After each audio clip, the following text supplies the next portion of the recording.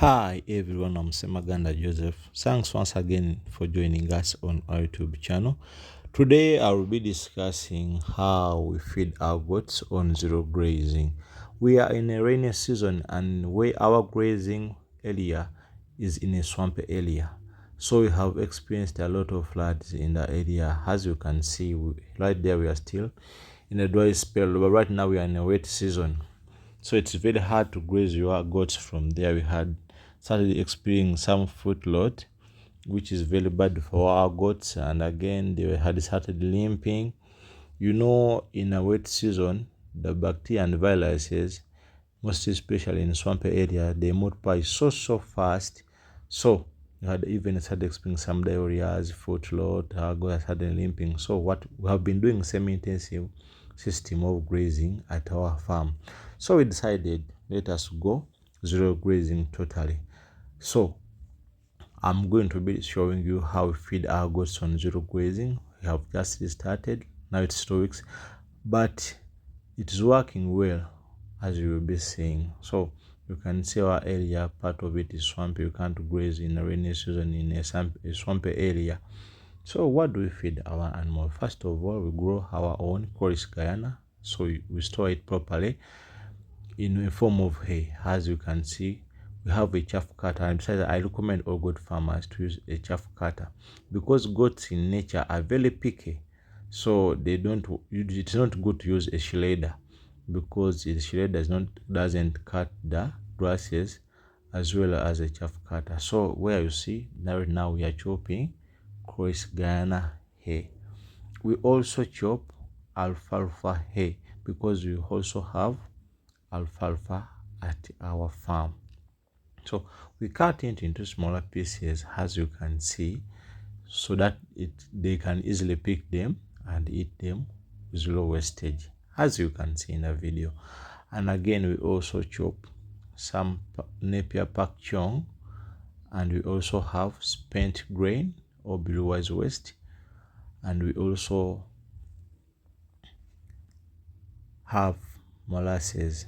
So we mix the combination in order to feed our goats, and we have a reason, as you can see in the video. That's alfalfa A chopped together with Chorus Guyana hay. So we do mix it there.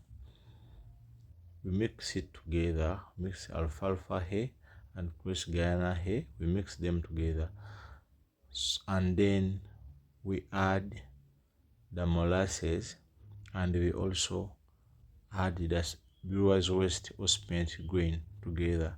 So we chop the Napier pak chong, and we have a reason why we use each of them, as I'll be showing you and as I'm going to be discussing. Right there where you see we are chopping our Napier.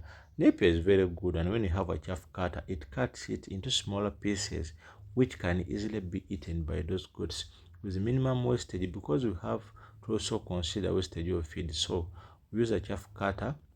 It cuts them into smaller pieces, as you can see in the video. When the pieces are so small like that, these goats, since they are very picky, they will just pick them and the wastage will be very minimal. So we start mixing the Napier pak chong with the alfalfa hay and Chorus Guyana hay. Then from there we also put some spent grain. Then we start mixing slowly, as you can see, so that they can properly mix, because at times these goats, when we're starting to put them on zero grazing, they don't want to eat hay or those dry Chorus Guyana grasses. For the alfalfa, it's very easy because it's very yummy and very sweet. They like it so much. It's very palatable. So as you can see there, we are mixing the combination of the three.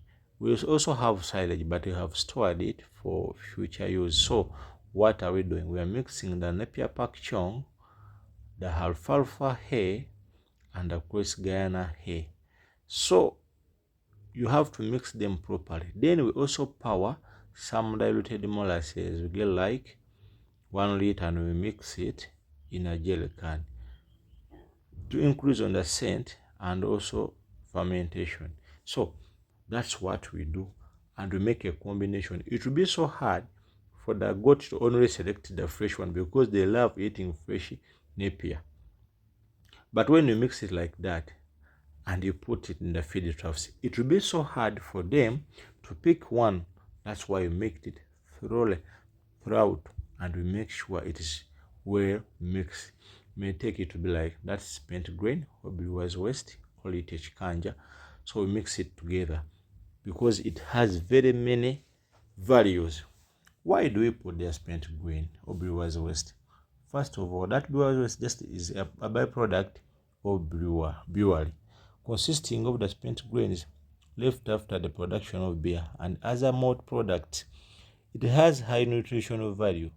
It is rich in abundant protein, that's around 26 to 30%.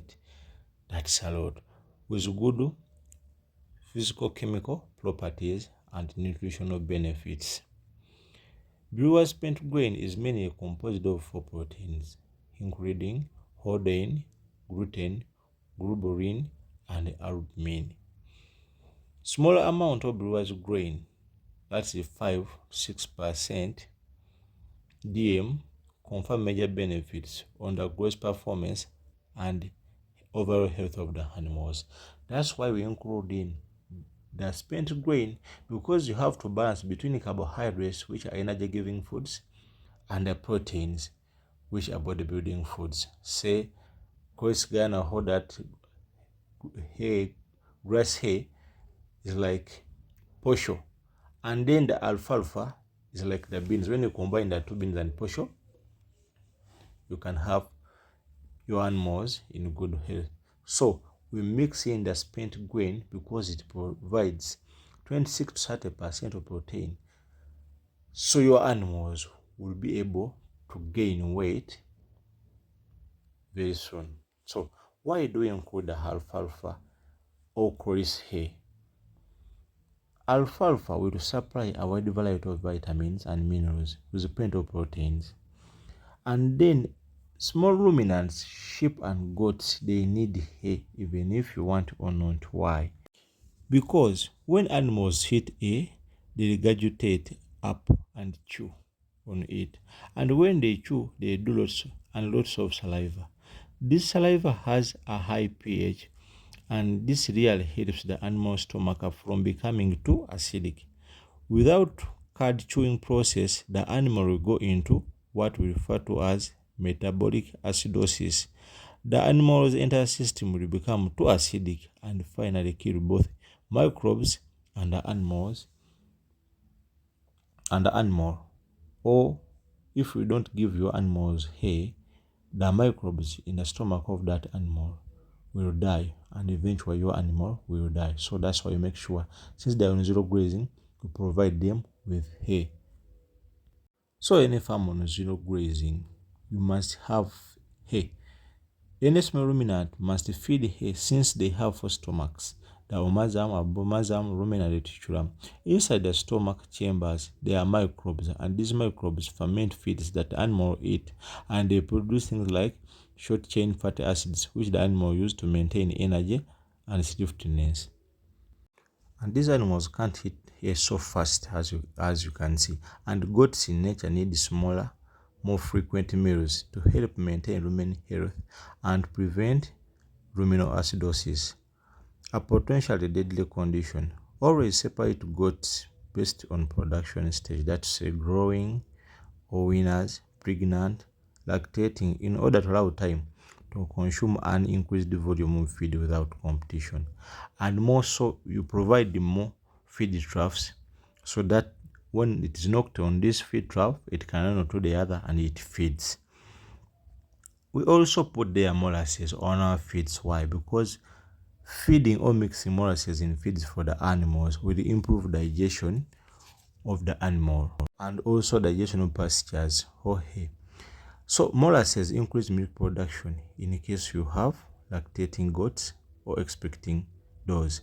It helps to maintain body condition and appetite, hence resulting in less feed wastage, since they eat when you're enjoying it because of the sweetness and a good scent which comes from the molasses. It has a host of essential vitamins and minerals like the B vitamins, calcium, potassium, iron, magnesium, and others. We also provide them with a napier, and for us we grow super napier because it is a combination of a local napier and a pearl millet. It has high levels of crude protein, that is around 16 to 18%, at an optimum height of 1 to 1.2 meters. So the stage at which you harvest your alfalfa, your Croix Guyana matters, and you shouldn't allow it to overgrow so that they retain those nutrients. So studies show that goats fed Napier grass showed a better growth performance, where the optimum feed nutrition value was consisting of 16.6% DM, 12.8% good protein, and 46.9% good fiber. I hope you can see our goats are eating. And we also designed these hay feeders because I saw that since goats in nature are browsers, they don't enjoy feeding from down, they enjoy feeding from up. They don't wait for them, they browse. So I made a lot of research to see how I can get good hay feeders. And when you put your hay in those feeders, guys, you see miracles. Goats want to eat from up. They will start picking. You can see there's minimum wastage of our feeds, and the animals are eating it. So now they are getting used to zero grazing, and I'm planning, because since I want to have more animals on a smaller piece of land, I'm planning to totally do zero grazing. But at least I'm seeing the results. The guys are doing well, they are enjoying the feeds, as you can see. So it's better, since putting your animals on zero grazing, it means that they won't be on the bush where they they feed on different pastures.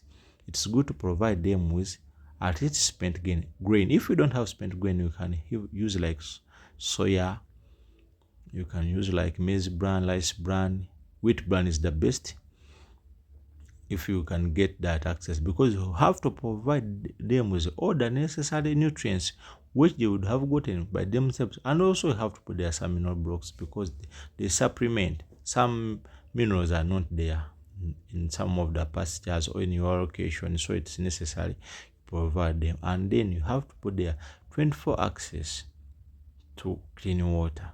Your water should be cleaned, and also make sure that your clouds are cleaned or swept every day. Even if you have a ground floor house or a raised ground, make sure that you clean them.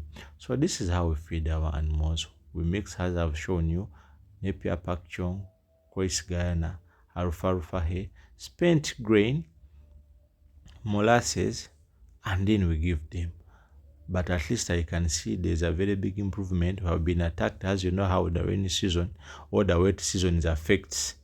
But we have learned a lot. You learn a lot when you lose than when you win. Instead of losing hope, because you have lost your animals in this wet season, just learn, so that you can handle it well in the coming season.